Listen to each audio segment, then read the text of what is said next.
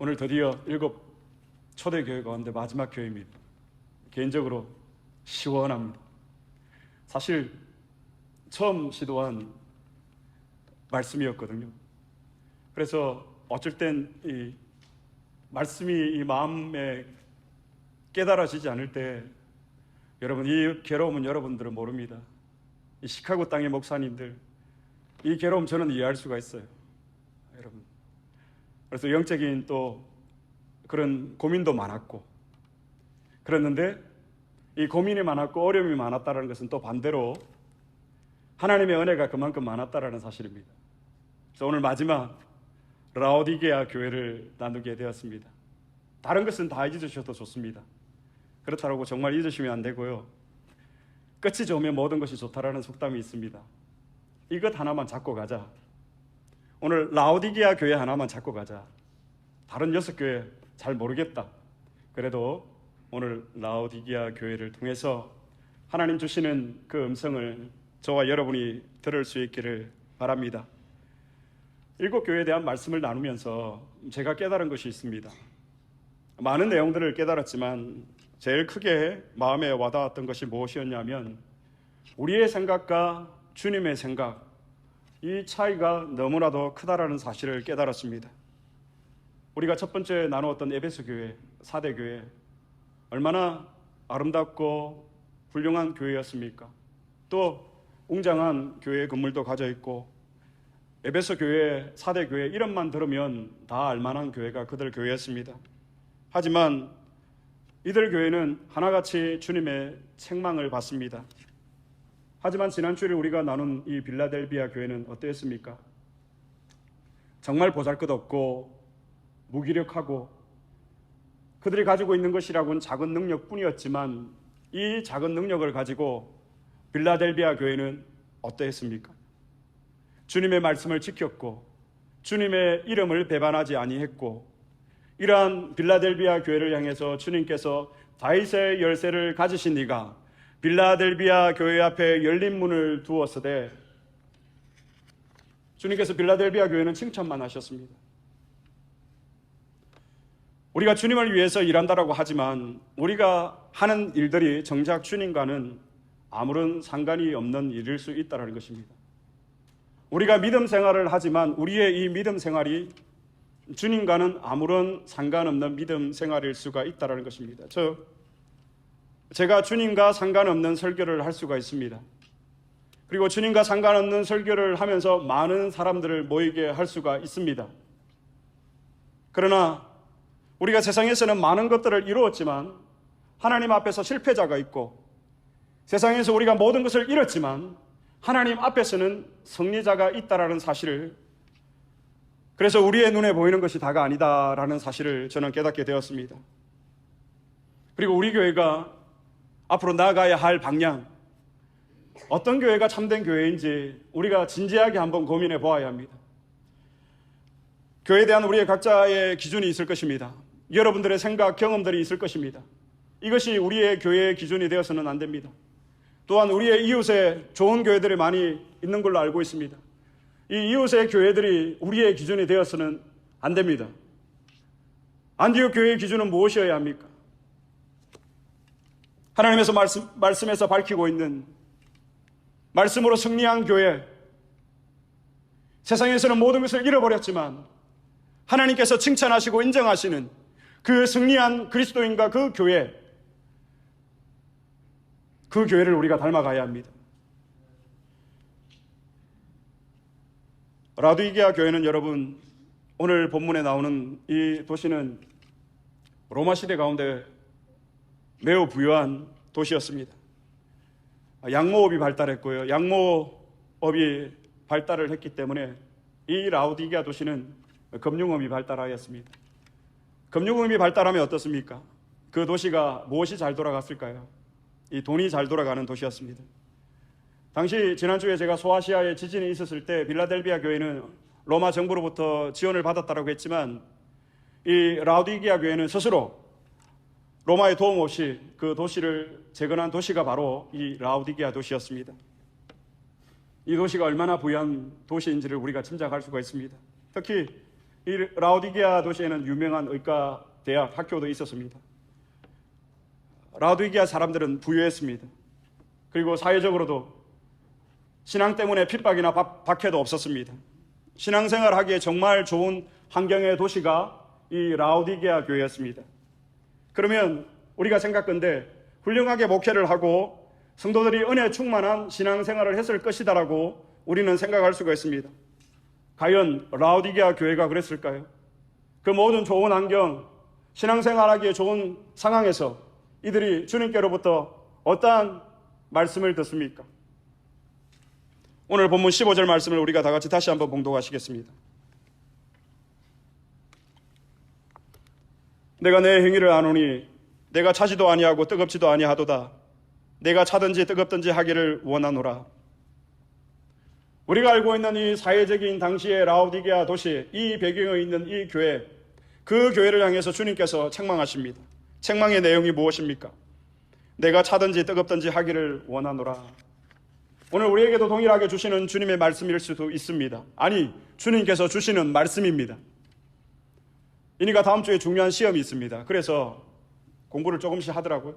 근데 만약에 제가 저희 아들 이니 보고 공부를 하려면 좀 열심히 하든지 아니면 공부를 그만두어라 이런 말을 한 적은 없지만 만약에 했다고 쳐봅시다.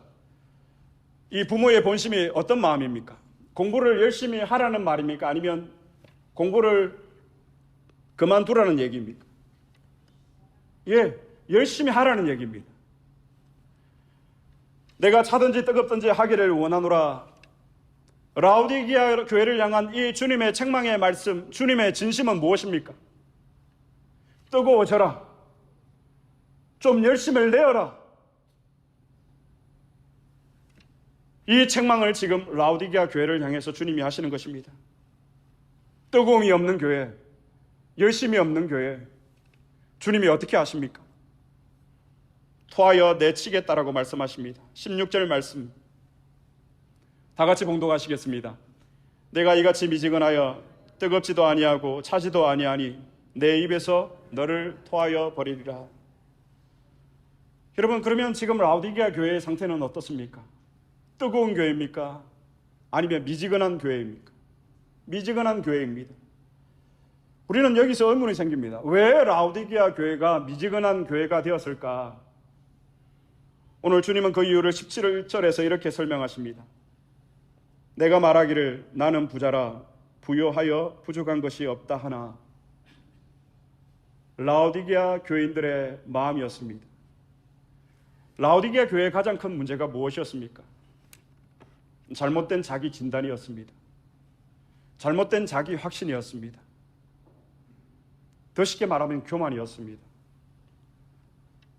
라오디게아의 그런 사회적인 경제적인 상황 때문에 오늘 라오디게아 교회 안에도 아마 부자가 많지 않았을까.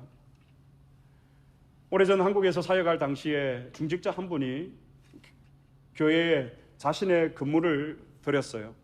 4층 건물인가 아주 건물이 컸어요. 그래서 그 건물을 가지고 교회가 교회 학교의 교실들로 사용을 했어요. 근데 나중에 이 중직자와 교회 간의 갈등이 조금 생겼어요. 그러니까 이 교회 건물을 바친 이 중직자가 다시 그 건물을 반환해 달라고 한 것입니다. 우리가 그분이 교회에다가 그 건물을 바칠 때는 참 귀하다, 하나님의 것을 드렸다라고 사역자들도 그렇게 얘기를 나누었습니다. 그런데 나중에 이 건물을 다시 반환해 달라고 하는 얘기를 들었을 때 마음이 참 힘들었습니다. 드릴 때는 주님의 것으로 알고 드렸는데 다시 반환해 달라고 한 이유는 무엇일까? 이것이 주님의 것이 아니고 내 것이기 때문에 다시 나에게 돌려달라는 것은 아닐까? 우리도 이런 착각에 얼마든지 빠질 수가 있다는 것입니다. 우리가 하나님 앞에 이 봉헌을 하지만 내 것을 주님께 드린 것입니까? 아닙니다. 우리가 봉헌에 있어서 가장 중요한 핵심은 주님의 것을 다시금 주님께 드린 것. 그래서 우리가 이 봉헌을 할 때 우리의 마음이 어떻게 해야 됩니까? 기쁜 마음으로 드려야 돼요. 자원하는 마음으로 드려야 되고 신속히 드려야 되고. 라오디게아 교인들이 그랬습니다.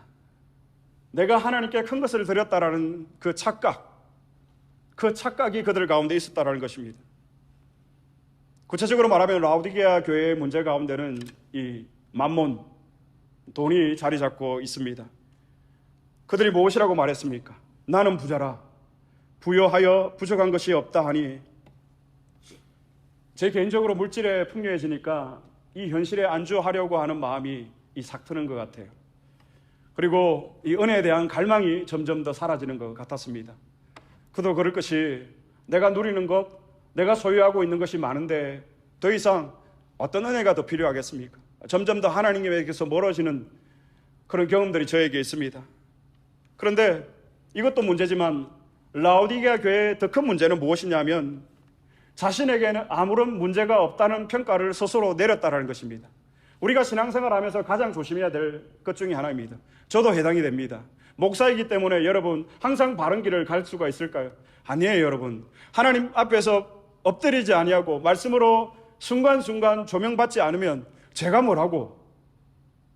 우리가 마찬가지예요. 여러분, 나는 아무런 문제가 없다는 평가를 스스로 내린 것이 라오디게아 교회의 가장 큰 문제의 핵심이었습니다.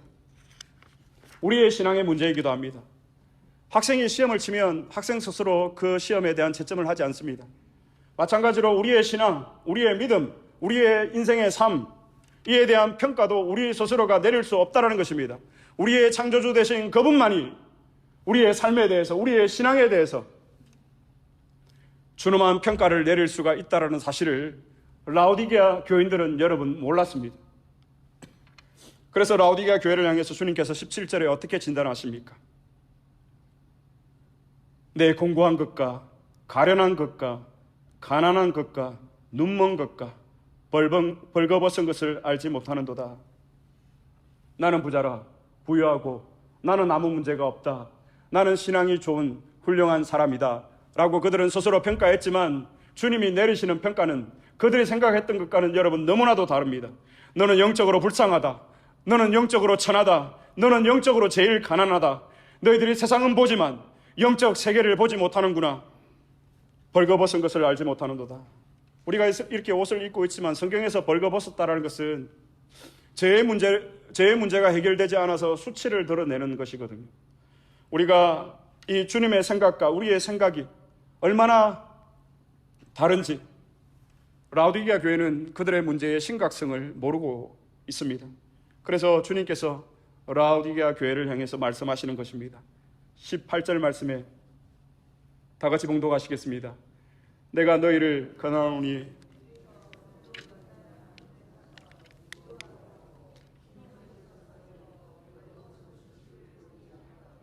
안약을 사서 눈에 발라 보이게 하라. 공고하고 가련하고 가난하고 눈물고 벌거벗은 수치스러운 라오디게아 교회를 향해서 주님께서 내리시는 처방이 무엇입니까? 불로 연단한 금을 사고 흰옷을 사고 안약을 사서, 라오디게아 교회는 양모가 유명했습니다. 안약도 유명했고 의과대학이 있었기 때문에 그래서 그들은 이런 무역을 통해서 아주 부유하게 되었습니다. 그런데 주님은 그들이 생각하는 부자, 그것이 아닌 불로 연단한 금을 사서 영적인 진짜 부자가 되라라고 말씀하십니다. 여러분, 우리가 생각하는 이 부요함, 주님의 말씀하시는 이 부요함, 그 차이를 아시겠습니까? 불로 연단한 금을 사서 한란은 인내를, 인내는 연단은 소망을 낳느니라. 여기서 한란은 인내를, 인내는 연단을, 이 로마서의 연단은 하나님의 형상의 회복이에요. 예수 믿는 사람들을 보면 아름답잖아요. 흠모할 만한 하잖아요. 그 그리스도의 하나님의 형상의 향기가 나기 때문에 이것을 회복하라는 거예요. 우리의 영적인 보화가 무엇입니까? 밭에 감추인 보화, 값비싼 진주를 구하는 상인, 이 모든 비유들이 하나님 나라에 대한 비유입니다. 우리에게 있어서 가장 큰 영적인 보화가 무엇입니까? 우리가 생각하는 이 부유함의 이 극치, 바로 구원입니다. 영원한 생명. 그런데 이 구원은 그냥 얻어지는 것이 아닙니다. 오늘 말씀을 보면 영적인 이 보화를, 구원을 얻기 위해서 불로 연단한 금을 사서 고난의 과정을 거치고 연단을 받아서 이 구원을 얻어라. 여러분, 우리가 얻은 이 구원, 우리가 어떻게 소유하게 되었습니까? 수많은 고난과 환난 가운데서도 우리가 이 구원을 놓지 아니하고 붙들고 있었기 때문에 라오디게아 교회를 향해서 주님께서 그렇게 얘기하시는 것입니다. 너희가 세상적인 기준의 부자가 부유함이 아니라 불로 연단한 금을 산 그 고난을 통해서 얻은 이 구원을 소유한 자가 영적으로 부유한 자다라고 주님이 말씀하시는 것입니다. 우리가 아무리 돈이 많아도 구원을 살 수가 없습니다. 돈으로 구원을 살 수만 있다면 지금 우리가 이 자리에 앉아 있을 필요가 있을까요? 다 일하러 나가야죠. 돈을 벌어야죠. 세상에는 세상적으로 부유한 사람이 있고 영적으로 부유한 사람이 있습니다. 저는 여러분들이 영적으로 부유한 사람 되기를 그리스도의 이름으로 축복합니다. 흰 옷을 사서 입어. 너희 도시에서 생산되는 그런 화려한 옷이 아니라 주님께로부터 흰 옷을 사서 너희들의 수치를 가려라. 우리가 지금 이 아름다운 옷을 입고 있지만 주님이 보실 때는 벌거벗은 상태로 우리가 보일 수 있다는 것입니다. 그렇게 계신 분들이, 그렇게 보이는 분들이 한 분도 없기를 바라지만 저부터도 그것에 장담할 수가 없어요. 제가 이렇게 슈트를 입고 있지만 주님이 보실 때 저의 모습이 벌거벗은 상태일 수가 있다는 것이에요. 이 수치스러움. 그러나 보혈의 능력을 의지해라. 그리스도의 십자가를 붙잡아라. 자신을 더 이상 의지하지 말고 그리스도의 보혈의 능력을 의지하여서 그리스도의 보혈의 의의 옷을 덧입어라. 그리고 죄의 수치를 가려오라. 그리고 주님께서 라오디게아 교회를 향해서 안약을 사서 눈에 발라보게 하라. 당시 라오디게아에서 만든 안약이 아니라 주님께로부터 영적인 안약을 사서 그것을 바르고 너희들의 누더기 같은 너희들의 참된 모습을 정직하게 바라보아라. 라오디게아 교회가 부유하고 부족한 것이 없었습니다. 세상을 바라보는 눈이 있었습니다. 사회, 경제, 문화, 그들은 모든 면에서 세상을 바르게 바라보고 있었습니다. 그러나 그들은 영원하신 주님을 바로 바라보지 못하고 있었습니다. 우리가 영적인 눈을 떠야 합니다. 어떻게 해요? 말씀과 기도를 통해서 우리가 살아계신 주님을 바라볼 수 있어야 합니다. 여러분, 우리가 그 주님을 바라보지 아니하고 그 주님을 볼 수 없는데 우리의 신앙생활이 얼마나 고단하고 얼마나 힘들까요? 재미가 없을까요? 금을 사서, 흰 옷을 사서, 안약을 사서 좋으신 하나님, 은혜로우신 하나님께서 거저 주시는데 프리로 주시는 것이 아니라 무상으로 우리에게 은혜를 주시는데 모든 것을 사서 구원의 프리가 없다라는 것이에요. 구원의 대가를 치르라. 여러분, 오늘 많은 교인들이 제자의 길을 간다고 하면서 십자가가 없는 이 제자의 길을 가려고 합니다. 대가를 치러야만 합니다. 그 대가가 무엇인지 모르지만 우리가 이 대가를 치르지 않고는 이 구원을 우리가 얻을 수가 없습니다. 한국에서 유치부 사역을 한 적이 있습니다. 이 1세부터 7세까지 한 3년 정도 했습니다. 당시 교사들이 얼마나 헌신적이었는지 금요일이 되면 밤에 이 선생님 3분, 4분 정도가 이 유치부실에 모여요. 금요일 밤 한 11시. 그러면 그때부터 밤샘 기도를 하시는 거예요. 부모도 하지 않는데 유치부 선생님들이 그냥 잠도 자겠죠 생각하시겠지만 1시고 2시고 새벽에 제가 교회 이제 교역자 회를 마치고 나오면 그때까지 불이 켜져 있어요. 그래서 제가 그 앞에 편의점에 가서 간식을 사다 드리고 그 창문을 두드려 가지고 선생님들 이거 드시고 하라고. 이거 그렇게 금요일 밤새 기도를 하고 토요일 아침에 이분들이 유치부실을 깨끗하게 청소를 해요. 아이들을 위해서. 여러분, 주일 오전에 제가 그분들을 만날 때 어떨까요? 이거 은혜가 되는 거예요. 사역자들이 하는 말이 있거든요. 유치부 사역이 제일 재미없다 그러거든요. 그렇잖아요. 말도 안 통하고. 근데 유치부 사역이 얼마나 재밌었는지 몰라요. 그리고 그 유치부의 그런 영적인 그런 분위기를 보고 새 가족들이 오는 거예요. 어머니들이 오면 아이들 데리고 왔다가 그 영적인 분위기에 이분들이 압도당하는 거예요.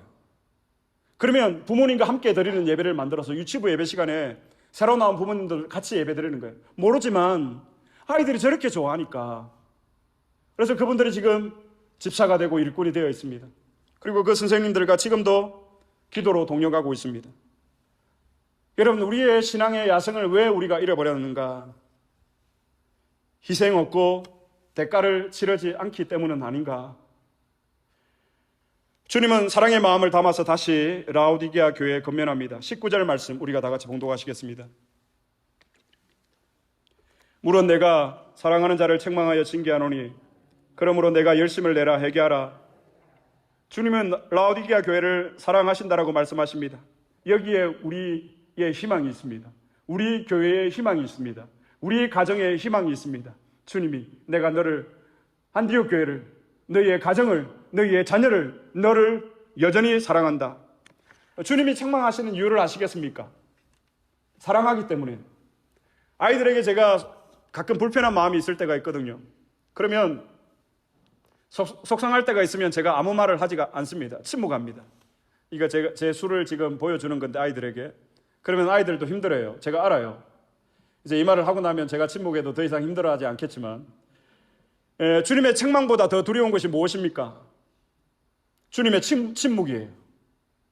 우리에게 이 주님의 침묵의 시간이 길어지면 길어질수록 여러분, 우리가 돌릴 수 없다는 사실을 우리가 깨달아야 돼요.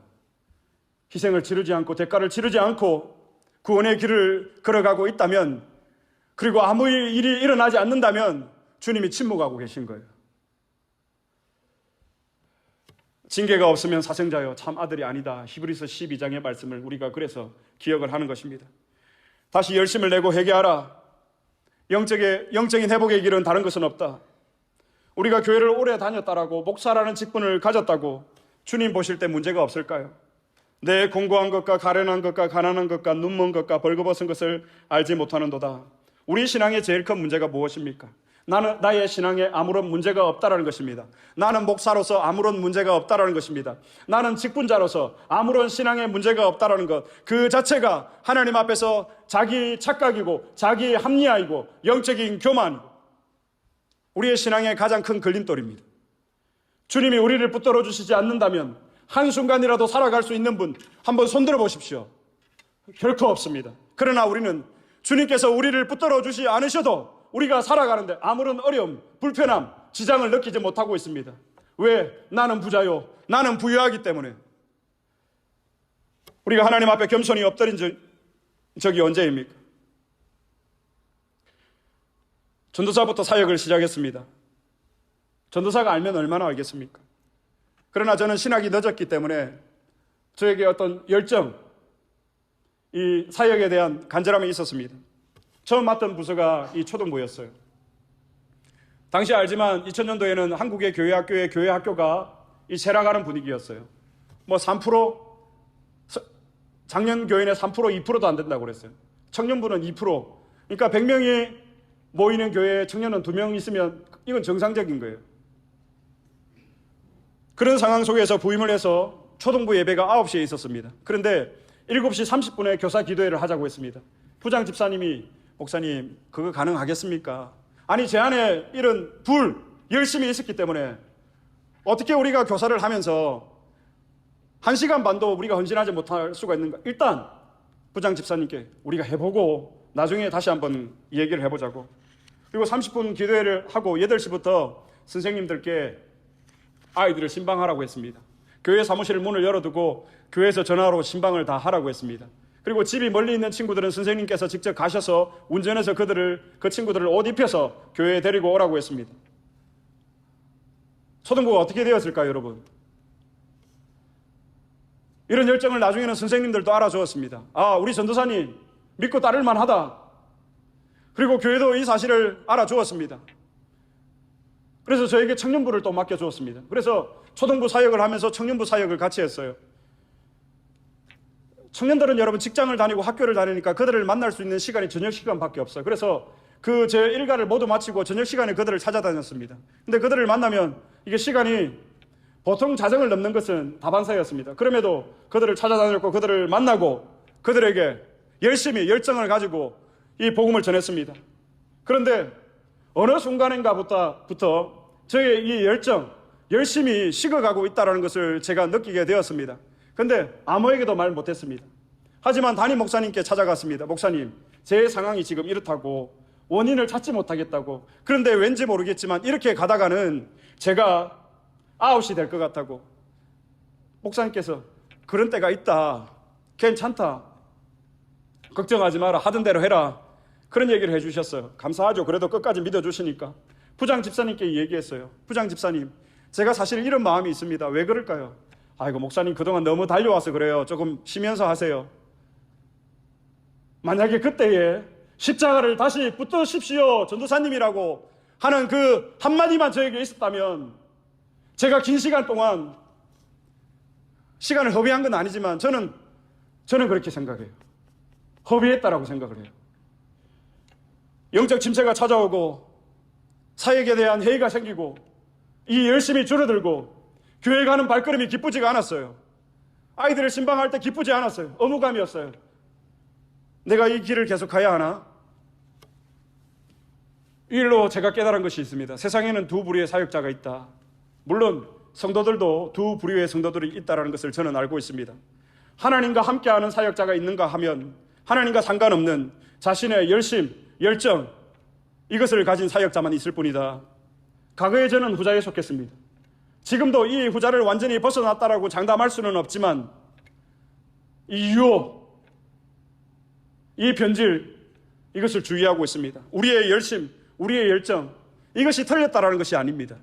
복음이 빠진 우리의 열정, 십자가 없는 우리의 신앙, 말씀이 빠진 우리의 믿음, 이것이 잘못되었다라는 것입니다.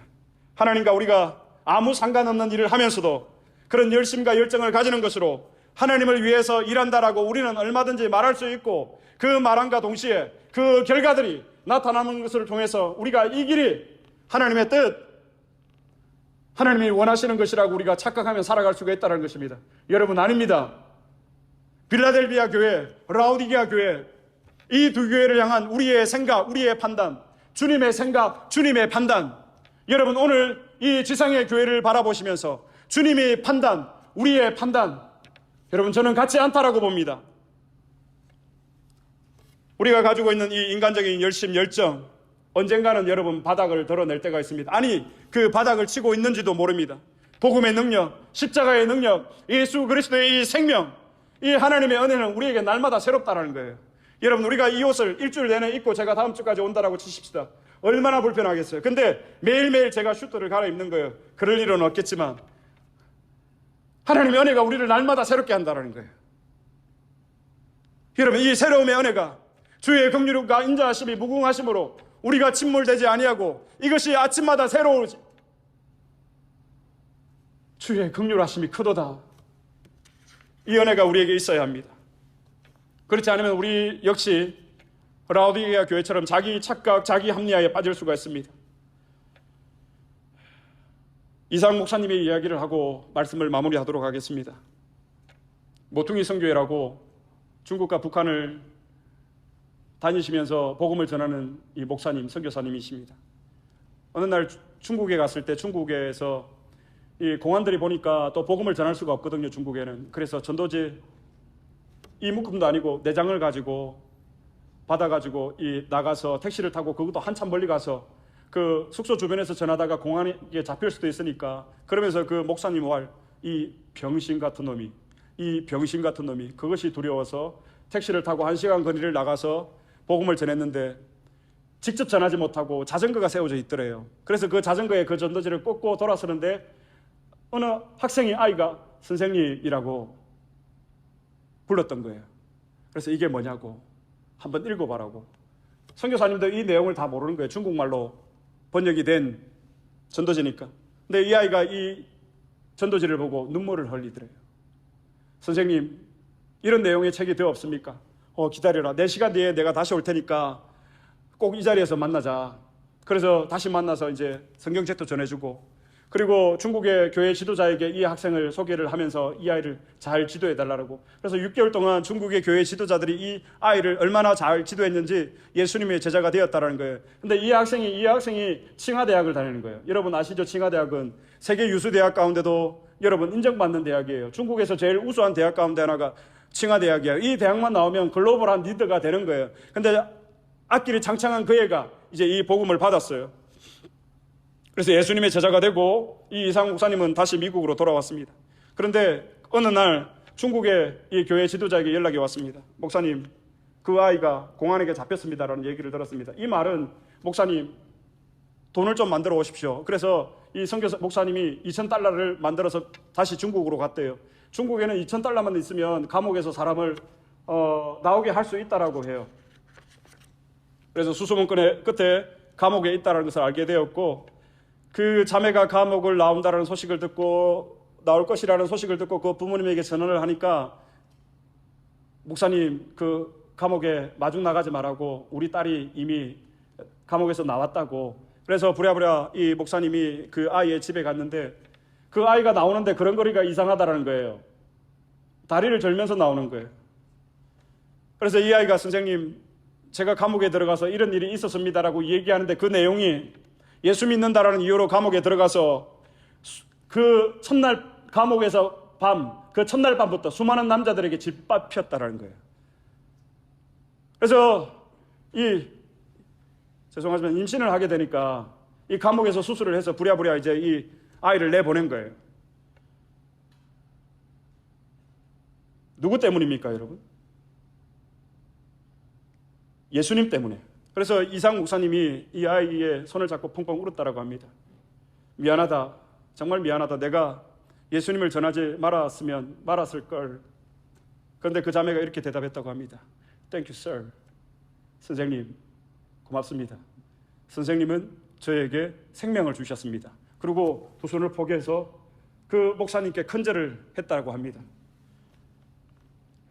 이 일이 있고 목사님은 다시 돌아오고 서로 편지로 안부를 나누었는데, 그 아이가 어느 날 편지가 왔는데 내용이 이런 편지였어요. 주의 명령을 받들어 오늘은 이 동네, 내일은 저 동네 가서 복음을 전합니다. 두 벌 옷 가지고 다니지 말라고 해서 한 벌 옷만 입고 다닙니다. 칫솔 가지고 다니지 말라는 말이 없어서 칫솔 하나 들고 다닙니다. 그로부터 1년 동안 연락이 닿지 않았대요. 그런데 어느 날 중국 현지 교회 지도자에게 연락이 왔다고 합니다. 목사님, 그 아이 하나님께로 갔습니다. 순교했습니다. 여러분, 우리가 그 아이가 서는 하나님의 심판대 우리가 같이 있을 거예요. 여러분 자신 있으십니까? 그 아이가 믿는 하나님, 우리가 믿는 하나님, 동일한 하나님이라고 자신 있게 말하실 수 있습니까? 저는 장담 못하겠어요.